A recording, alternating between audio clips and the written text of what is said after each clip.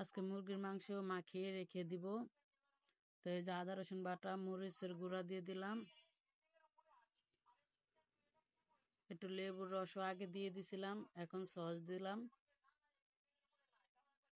সসটা দেওয়া হয়ে গেছে।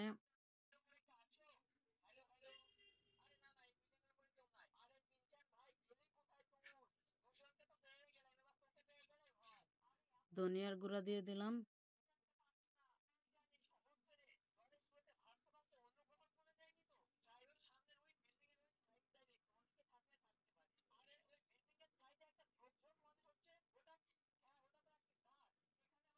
একটু টেস্টি সল দিয়ে দিলাম,